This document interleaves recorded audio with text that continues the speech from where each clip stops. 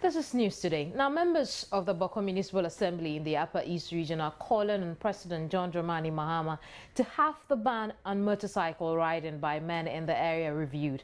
At the first ordinary meeting of the fourth session of the Boko Municipal Assembly, the presiding member for the Assembly, David Adoliba, said the ban could be reviewed to allow men ride their bikes between the hours of 6 a.m. and 6 p.m. each day. Here's a report by Albert Sori. With the exception of those that work with the security agencies, men in Boko for the past 4 years have been banned from riding motorbikes, which are the commonest and most convenient means of transport in that area. The ban was necessitated by shootings that were often perpetrated by men identified by the security agencies to have always killed their victims and then escaped on their motorcycles.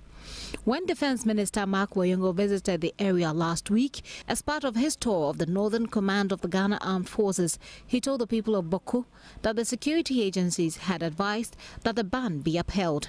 At the first ordinary meeting of the fourth session of the Boko Municipal Assembly, however, the presiding member of the Assembly, David Adoliba, brought before the House the issue of the ban on motorbike riding and asked that the ban be reviewed so that men could ride between the hours of 6 a.m. and 6 p.m. every day. We are strict and we are calling on government now that we've suffered for a long time, and government should begin to think about revising it. Or else if MUSEC says they are not in the picture, RESEC will say, oh, they cannot also lift it. It is national security. We would like national security to also tell us the mandate they have to ban motor in Boko for 4 good years. And we expect that the security should review it from 6 to 6. Men can ride from 6 to 6. If not, all security men should be made to park their motors. When the floor was opened for discussion on the matter, members of the Assembly supported the call for a review of the ban. The parking of the motors is not responsible for the security that we're enjoying. It is the understanding of the people. So I would suggest that we should issue a communique, because we are representing the whole municipality. We have every community in this municipality in this house. So by supporting your point, we issue a communique and explain that the whole municipality is saying that leave the ban.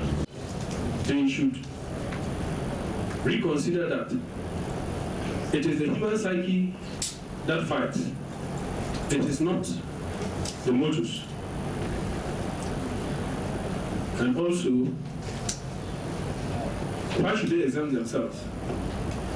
If they know they can work very well without motorbikes, why should they exempt themselves? Like we said, security personnel are riding motors. It's true. They ride even in the night without uniforms. I'm taking their girlfriend. Then how do you identify them? So they are saying men shouldn't ride motorbikes. At least it's time we tell them to also park their motorbikes. Municipal Chief Executive of Boko, Bukari Saku, who doubles as chairman of the Municipal Security Council, in response to the pleas made by the Assembly members, called on them to come together with a proposal for onward delivery to the national security for the necessary actions to be taken. It's the duty of the House to make a proposal, to give something else. Our duty is to review what you have said, then send it out. Then from there it will be reviewed and it will be sent, and finally a decision will be taken. So if the Excellency the President said the MCE has the power to review the curfew, I don't know why. He also reviewed that a certain Islamic chant that has recently been making the rounds may likely cause disturbances again in Boko if care is not taken. Recently, the issue of religious statement, that is Jallo Rasulullah at Islamic religious gathering, is trying to paint a black spot on the peace we are enjoying. However, we have convened a meeting with all the imams and Islamic clerics and stakeholders in Islam within the municipality to find a solution to this. Let's get over the telephone now and get a quick update on this. Albert Sori has joined us from the Upper East region. Hello, Albert. Hello, Kemi. What more can you tell us about this? Has anything changed? Pardon me, I didn't hear the question. I'm asking if anything has changed since you filed this report. Well, I haven't heard anything as far as any changes concerned. Hello, Albert, I'm losing you. Are you there? Yes, can you hear me? I'm asking. Yeah, I was saying that I haven't heard anything from Boko as far as this matter is concerned. It appears that the situation remains the same. I see. But on Friday, some petitions were laid before the president, asking him to have this ban reviewed. There was a challenge between whether the MCE could have this reviewed. What has become of that? Well,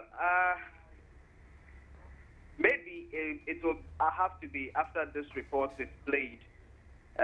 If the president gets to hear of it, then I'm sure something as far as lifting the ban is concerned will be done. Let's look at it this way. Tell us how we got to the point where the ban was placed on men using the motorbikes. Well, the ban has been in place for 4 years now, Kemeni. It started when the disturbances in Boko, as far as the ethnic conflict there is concerned, was very rife at the time. What happened was that the security agencies realized that a lot of the shootings were perpetrated by men who usually ran away on their motorbikes after they did the shooting. So it was difficult, from what we are told, to trace and arrest some of these people. And so that necessitated a ban on riding. They decided that only women should ride because usually you don't find women shooting other people. So the women, all this while, have been allowed to ride their motorbikes, which are the commonest means of transport here, to their various places of work. But with the men, the ban has been in place for 4 years now. Until now, the situation remains the same. Recently, when the defense minister visited the place, I was on that trip with him. And again, the Boko Naba made a similar call that they should consider lifting the ban so that it will make it easier for men to, transport themselves to their places of work. But what the defense minister said was that he had considered it and consulted with the various security agencies.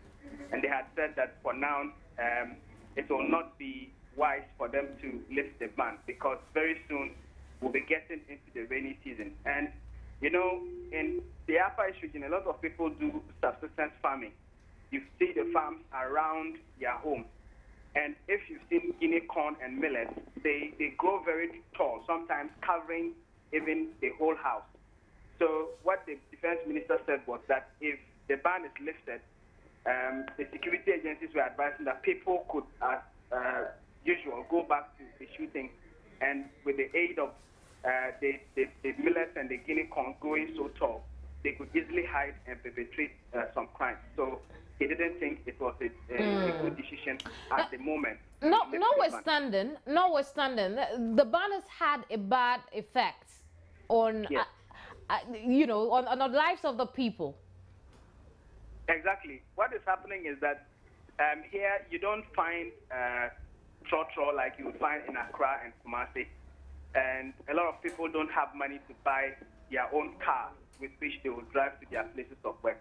So the motorbike has become, a very easy means of transport, generally in the Upper East region, including Boko. So the ban is actually having a toll on the lives of people in Boko because now they will have to resort to the bicycle, or otherwise, if they can afford taxis, they will do that. But going to work by taxi is very expensive here. So that is where the challenge is. And they are thinking that if the ban could be reviewed, then we would have a situation where people, at least the security people, can keep an eye on everybody who rides.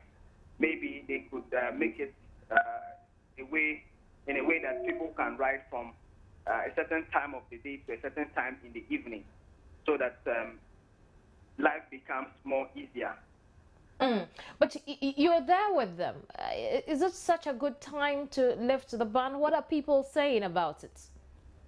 Yeah, this is not the first time calls like this have been made. Usually when you go to Boko and you are doing stories, you meet people and they keep crying about this thing. They just think that it's high time they did something, if not completely lift the ban. Maybe just like the presiding member proposed, they can make it such that maybe from 8 a.m. to 6 p.m. men are allowed to ride. That way, it becomes easier for them to go to work. Even as journalists, mostly when you go to Boko to work, it becomes very difficult for you to move around, because if you want to beat the cost, then the motorbike is what we use. We ride motorbikes to every other part of the region, except in Boko. When you are going to Boko, you have to join public transport. And when you get there, you have to move around very short distances to other places. Then it becomes a problem, because if you want to use a taxi to move around, it becomes very expensive for you. So, yes, the cost may be genuine, but at the end of the day, it is up to the security agencies to look into it and see if it is safe. Because if they consider the economic implications and they lift the ban and it leads to... Right. Pleasure talking to you, Albert. It could be a problem, yeah. Pleasure talking to you, Albert. Albert Sori joined us from the Upper East region. Let's move on to something else. And Foreign Affairs Minister Anna Tete outlined reasons why the Economic Partnership Agreement will be more beneficial to Ghana, charging industry players to speak up if they disagreed with her position. Her comments come after the heads of ECOWAS states declined to sign the agreement, which has been negotiated for the past 10 years. She was addressing journalists at the Kutuka International Airport upon her arrival from Yamoussoukro, Ivory Coast. In the course of beginning these negotiations, there have been concerns raised by the private sector, by civil society. There have been studies done by organizations, including African organizations, about the challenges of an EPA that is not well balanced. And all of those things have been taken into consideration by our negotiators in reaching what is now an almost final text of an economic partnership agreement. So even if we were going to agree on an EPA tomorrow, it didn't necessarily mean that everything from the European Union instantly was going to enter into our market duty-free. And when we look at our exports to the European Union, we must remember that not all our exports are raw materials. Countries that are least developed countries can export everything but arms, duty-free and quota-free. But their exports are not significant. It's those countries that have, like us, that have been able to make the move towards value addition, agro-processing for export to the European market, cut fruits and vegetables for export to the European market that are packaged and ready to buy off the store shelves. Those are the ones that will be most at risk from not having this kind of market access. The question we should ask ourselves is that for those companies that depend on the market access, are we as a country ready to tell the workers of those companies, we think you should lose your jobs because the Economic Partnership Agreement is totally bad? Industries are collapsing. It doesn't matter if your industries are competitive and you are doing well because you are getting export revenues. The EPA is bad, you must go home. Essentially, what the Economic Partnership Agreement is doing is that it is allowing those businesses that have been developed on the back of market access to continue to have that market access. Because there's always the likelihood, and I suggest that those of you in the media should actually go to these companies and interview them and ask them whether without an EPA they can survive. If they can survive without an economic partnership agreement, then it strengthens the hands of the government to say, we don't want to do this. Those are the choices that confront us. Those are the choices that confronted the ECOWAS leadership. And that's the reason why, in principle, they agreed to an ECOWAS partnership agreement. Well, Associate Director at the Center for Regional Integration in Africa, Dr. Vladimir Johnson, says African leaders must use the upcoming Africa-EU partnership meeting as a platform to drum home demand for more mutually beneficial trade deal with the European Union. I spoke with him on News Desk earlier today. Well, I think the way the EPA is structured as of now, I doubt if it will be anything proper for ECOWAS to sign it. and I'm very happy that they've shelved it again. Several technical issues some of us have been writing about and talking about that we need to look at. Ghana's rush to sign the interim agreement was unfortunate because what is happening is that we need to really sign a new agreement because what we have now, the Lomé Conventions, have elapsed. 1. 2, they are incompatible with the WTO rules. So a new EPA, which is in the spirit of the Cotonou Partnership Agreement, needs to be signed. But what kind, what structure, what we put in, these are the things some of us are talking about. And that ECOWAS must be very careful as not to, put our heads in some area where our economies will be a free area for dumping goods. President John Dramani Mahama, who is new chairman for the regional bloc, says there is the need to negotiate the EPA so that it's beneficial to all within the bloc. What will be some of the things that we need to look at again as we wait this 2-month deadline? The point is that there are several things to look at. In the first place, is the EPA compatible with Article 24 of the WTO rules, which enables such EPAs to be signed? That's the first thing. The second thing is, what are the things that will make it possible for our economies to fulfill the 3 main things that the WTO is talking about: differentiation, discrimination, and development? Will it develop our countries? Will it differentiate between us and other countries that are more developed than we are? And will it give us any kind of discrimination? So these things are not being fulfilled. So the basic things are not being done, and that is why everybody is crying, don't sign. The final thing is this, that there are 12 countries in West Africa which have been labeled least developing countries. These don't have to necessarily sign such a technical agreement because they are on what we call everything but arms. Their goods can go to Europe without any tariffs and things like that, except if they are not armed. If only 3 countries can sign, then why don't you lump us together on a general system of preferences that will really give us those preferences that will make our economies grow? So these are some of the technical things that people are talking about, which our governments are not listening to. In actual fact, Europe is going around bribing heads of state and bribing parties which are in power to make sure we sign these agreements. And we need to be very careful. Nigeria has done what is right, and they have actually opposed this thing right ab initio. They've opposed. South Africa has opposed. And if we don't take care, it will kill integration in Africa because they are creating new integrative groupings within the ACP. Should we fear a rift, international relations-wise? Well, definitely there is a rift, but the main point is that it can be mended. What is clear is this, that they have to respect us as a group. If you don't respect us as a group and you go through individual countries, that is wrong. That's what Nigeria is pointing out, number 1. Number 2, it must be structural. We have a structural kind of specific case in West Africa where 12 of our countries are LDCs. So what kind of agreement do we sign? It is different from SADC, it is different from EAC, it must be different from COMESA and things like that. So whether rift or not, yes, these things are bound to happen. The WTO cannot come in and say, do it this way or do it that way. It is us, our government. We should put their heads together and speak with one voice. And then the Africa-AU partnership, they are going to meet soon. They must use this platform. Africa must use this platform to point it out straight. That, hey, look, we cannot be stampeded into, hanging ourselves on the rope. And I'm surprised. There are African intellectuals who have written a lot. In fact, the literature is inundated with all kinds of special research on these issues. So African leaders must stick up and tell their European counterparts, we need a partnership that is mutually beneficial, period. We'll stay on the summit, and President John Dramani Mahama was elected unanimously as the new chair of the ECOWAS Authority of Heads of State and Government for a 1-year term. The Ghanaian president takes over from President Alassane Ouattara of La Côte d'Ivoire. In his acceptance speech, President Mahama outlined 3 key areas of focus, namely peace and security, economic integration and development in West Africa, as well as expansion, rehabilitation of infrastructure that is critical to development in the sub-region. He further explained his vision for West Africa to an enthusiastic crowd that received him at the Kotoka International Airport.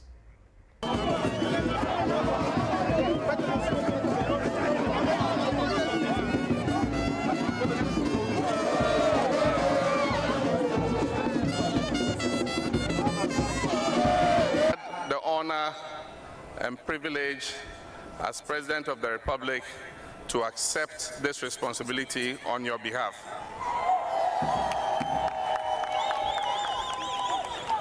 This honor has been done us because of our common effort in building a solid democracy. And so we dedicate this honor to all the people of Ghana, all those who have worked to make Ghana the model of democracy as we are seeing in Africa today. I want to say that Ghana has always led the way, and again we're being asked to lead the way because the current challenges that face the ECOWAS is how we can create a common market and integrate the West African sub-region together as our first president, Dr. Kwame Nkrumah, envisioned it. And so if we've been given this appointment, it is to lead the way for a better integration of the West African continent, to allow our people goods and services to be able to move freely in our sub-region. It's going to be a responsibility we have to discharge, but I'm confident that with the support of all Ghanaians, I will discharge this responsibility to the best of my ability.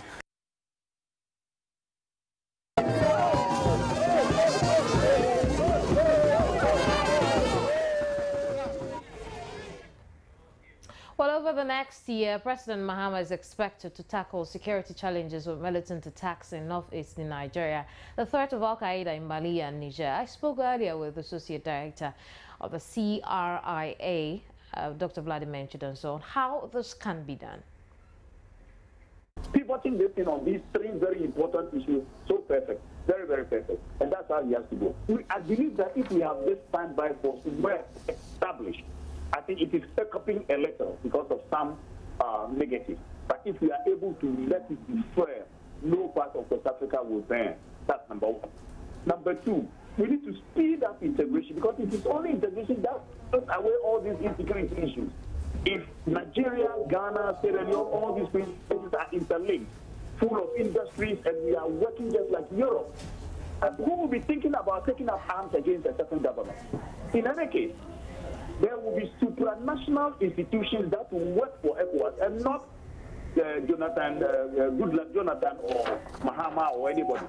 Supranational institutions will be looking at rules and regulations, and the governance system will be a West African governance system and not individual countries where you can have these pockets of insecurity. Finally, where infrastructure is concerned, if we are linked up fully, then look at the situation where we don't have any cargo ship moving from Lagos to, say, Dakar. We don't have it. We don't have Eco Air. Driving from here to Senegal is a nightmare. Or driving from here to Nigeria is a nightmare. So if our president is now talking about highly developed infrastructure, peace and security and integration, I believe this is the way. This is the way we should go. If you live in Nwase in the Bono region of Ghana, some of the rules of this town might not surprise you. Thou shalt not menstruate and mingle with the people. Thou shalt not drink local gin and akpatashi. Offenders will pay a price of a ram. Thou shalt not commit abortion under any circumstance. Well, these are by no means written laws of Ghana. Rather, the rules that govern the people of Nwase in the Bono region. George Kobina has more. Nwase is a small community, 20 minutes drive away from Winchi in the Bongahafo region.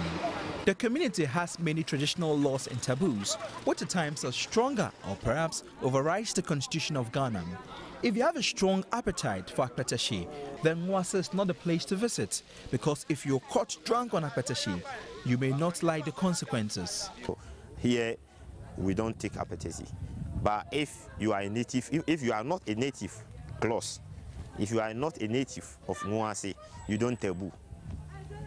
You can go, when you go to Akete, just kilometers away from Nwase, when you go to Akete, they do sell apetisi. You can go and drink apetitis there and come back to Nwase. When you caught by taking apetisi, the elders will call you and sit you down. They will sit you down and ask you whether it was an intentionary or what and what. Then maybe a small fine will be put in on you to go and beg with the Nananom that by mistakenly, or you went to your friend by mistakenly you took a petition. So you beg Nana and others forgive you. It will never happen. I tried to verify the taboo. I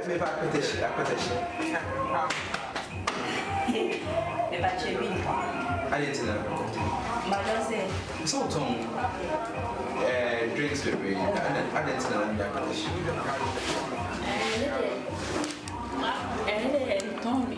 I didn't see. Was it?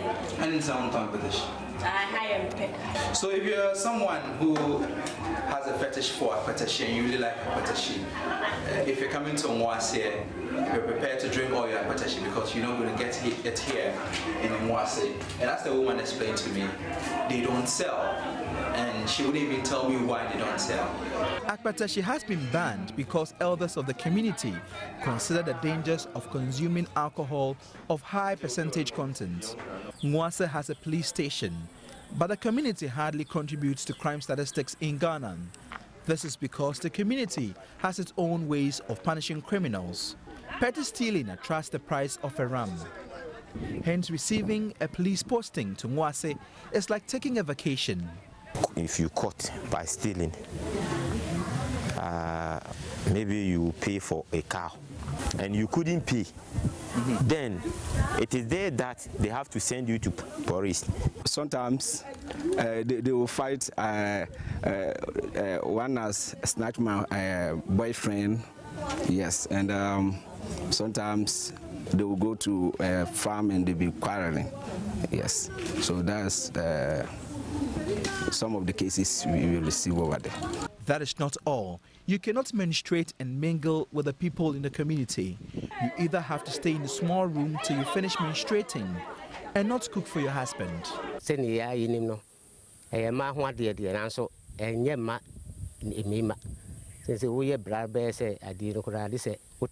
Outside, 7 days and son what my befi.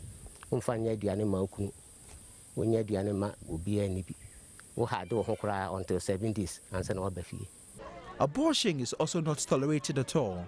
Ni pardon near the Chichikro. Aha. Na Ochina way quanis and way yatuagu. Winsuquan way yatuagu, I'm secret and quite more enchichre. Na feels so a bassa and swa, it in the owo, it may bring my anomonia de. Aha, inti anunsi idea 7 prayers and an animal penwo, your crew has say.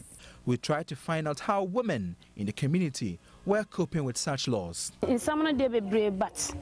Nina de mint munya day, mint munka.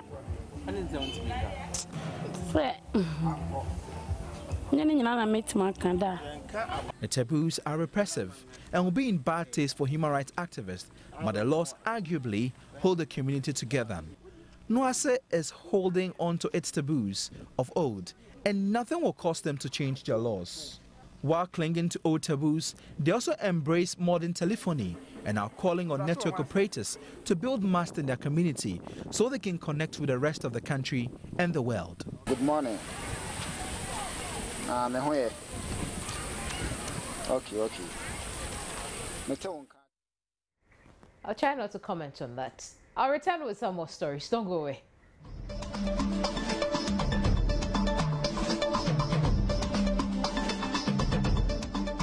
I'm glad you could stay on News Today. Let's get into some business stories. And Finance Minister Setekwe has said government has not ruled out a bailout by the International Monetary Fund to help restore economic stability. He said Ghana is a member of the IMF, adding that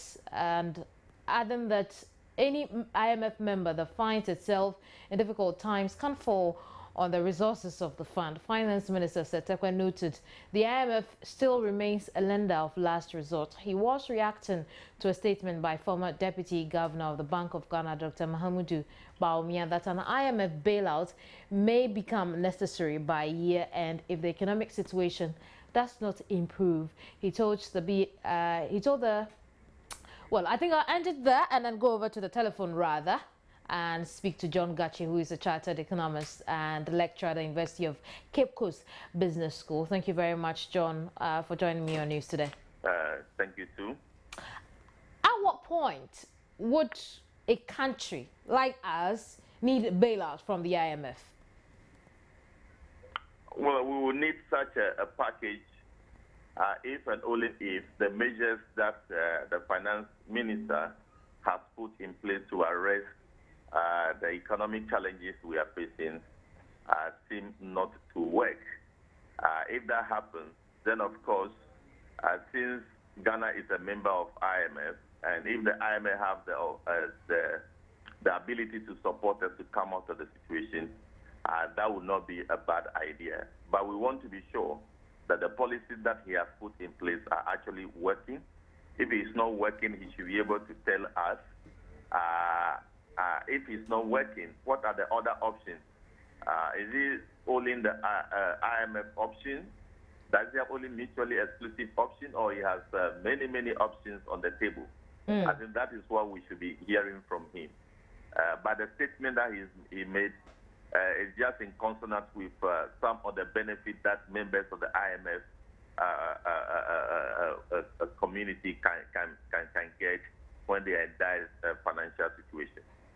What does it mean when IMF bails Ghana out? What implications does that act come with? Well, the traditional experience is that when the IMF come on board, they assume that it's because you are not able to do some identifiable activities in your economy. That's why you get to that point. So they will impose some conditions on the country. And some of the conditions may not be palatable. They may have short-term severe effects on everybody. So these are the things that will accompany any IMF bailout for the country if that becomes absolutely necessary. To have the finance minister say that indeed the government does not rule out an IMF bailout, what interpretations do you make into all that we've been trying to do as a country to revive our economy? I think there will be a misinterpretation, or there will be many interpretations depending on how you understand. The first interpretation is that when Dr. Bawumia spoke, he spoke as if going to the IMF as a last resort is a sign of the economy being collapsed. So in his reaction, he's trying to say that, look, going to the IMF is not a bad thing at all. We are a member of the IMF. They owe allegiance to us. I mean, they have some commitment towards us. We also have commitment towards us. If we come to a point that we are in difficulty and they are the people to bail us out, why not go there? So it is not as if it's a bad thing to go there. That is the picture he's trying to paint in reaction to Dr. Bawumia. But other people can also misinterpret it in another way. So does that mean what Dr. Bawumia says is right? That is why he's saying that. But I think from where I stand, I'll go for the first interpretation, that just trying to reply to Dr. Bawumia, that Ghana has been to the IMF several times throughout the history of this. The IMF has been of great support to this country many a times. So going to IMF as a member should not be seen as a kind of a crisis situation that we should blame ourselves. That is the understanding that I have. John, is it not, when we see IMF as the last lending resort, is it not indicative that something has gone terribly wrong with the economy that we were unable to fix? Yeah, as to whether something has gone terribly wrong with the economy, nobody is in denial. I'm yet to hear anybody who is in denial of the dire financial situation in which we find ourselves. And if you do agree that we're in such a situation, then you need somebody with a greater muscle to support you. If all your measures that you put in place is not yielding the expected result, then you can bring that on board. I believe that's why he said that it's an option that we cannot rule out as a nation. But as to whether we are very close to that option, it is something that the finance minister should explain to us more and more, because he is the one who is having the data to his chest. He should be able to declare that. How soon are we closer to that option? How far away are we to that option? He didn't say that, and that is not good enough anyway. Let's look quickly. On the back of this, Fitch has come out with another downgrade for our country from stable to negative as far as debt is concerned. It doesn't give us a good outlook, especially for government credibility. Yeah, it depends on many factors. It depends on the kind of credibility you are putting on Fitch itself. I do agree that all the difficulties that Fitch outlined are things that we are experiencing in this country. But as to the measures that we have taken to address them, as to the analysis imposed on those measures for which Fitch has come to that conclusion, is something that we need to also discuss from our own experience within the Ghanaian economy. I want to draw your attention to what happened, I think, 2 days after the 2014 budget was read. 2 days after the budget was read, it's three powerful credit rating agencies, S&P, I think Moody, and then Fitch, came out to say that they do not believe that those measures are potent enough to address the economic challenges, and threaten to come back with a further downgrade. So for me, they are just actually going by the threats that they give. So from a personal point of view, it does not make it doesn't shake me in any way.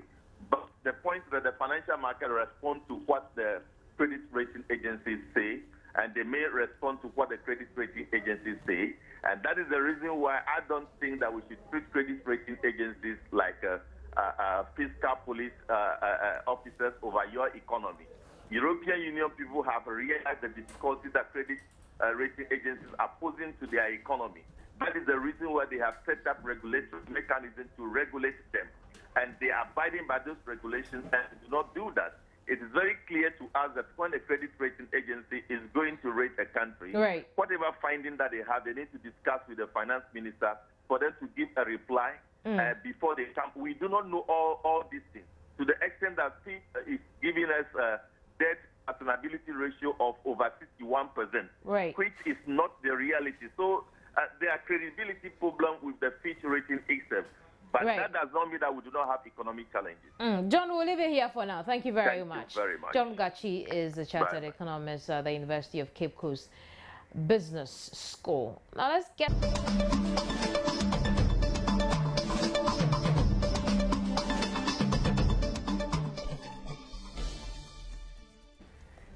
Wrapping up with some arts and entertainment, hundreds gathered at the Labadi Beach Resort to party with their favorite artists, Sarkodie and Shatawale. Guess the fans can't seem to get enough of them?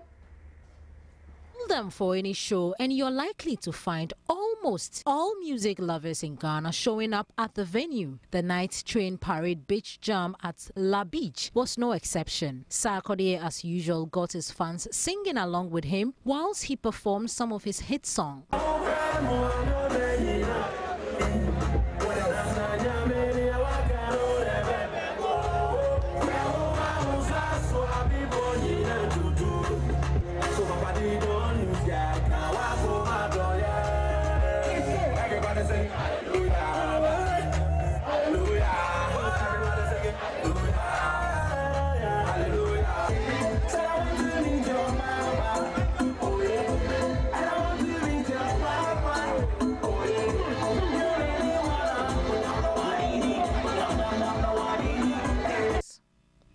Geared up for the first performance since he arrived from his Toronto tour, Shatawale, typical of him, got his fans screaming for more.